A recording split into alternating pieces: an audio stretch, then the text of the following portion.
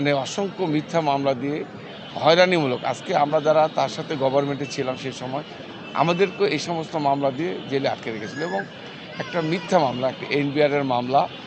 এই সরকার মানে ওই সময় আমাদের দুদকের মামলা আমাকে জেল দিতে পারেনি, দুদকে একই ঘটনা একই জিনিসকে আবার নতুন করে সাজিয়ে শুধুমাত্র হয়রানি করার জন্য আজকে ধরেন প্রায় 20টা বছর, আজকে 20টা বছর যাবৎ এই কোর্টে। আপনি জানেন যে এই পুরাতন ঢাকা আসা কত কঠিন, প্রতি ডেটে আসে হাজির হতে হতো। আজকে দীর্ঘদিন পর আমি আল্লাহর কাছে কৃতজ্ঞতা জানাই, বিশেষ করে আজকে আমরা জাস্টিস পাচ্ছি এবং মহামান্য আদালতের কাছে আমরা কৃতজ্ঞ, কারণ ইতিপূর্বে তো আমরা জাস্টিস পাই না, আমাদের জামিনও হয় না। এই সমস্ত মামলায় মাসের পর মাস মানে বছরের পর বছর আমাদেরকে জেলখানা থাকতে হচ্ছে।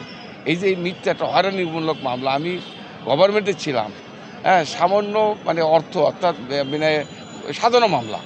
তো যাই হোক, এখন আমি মনে করি আজকে প্রমাণিত হয়েছে এই মামলাগুলো মিথ্যা এবং সঠিক রায় দিয়েছে মহামান্য আদালত। এই জন্য আমরা কৃতজ্ঞ এবং আমি বিশ্বাস করি যে আগামী দিনেও দেশের জনগণ সঠিক রায় পাবে। আমাদেরকে হয়রানিমূলকভাবে এই সমস্ত মামলা আমাদের অনেক এমপি মন্ত্রী বিএনপি অনেক নেতাদেরকে জেলে দেওয়া হয়েছে। তো এখন পর্যন্ত যদিও এই সমস্ত মামলায় মানে আমি কৃতজ্ঞ আল্লাহর কাছে যে দণ্ড দিতে পারে না এবং আজকে দীর্ঘদিন পর আমরা খালাস পেয়েছি, এই জন্য শুকরিয়া।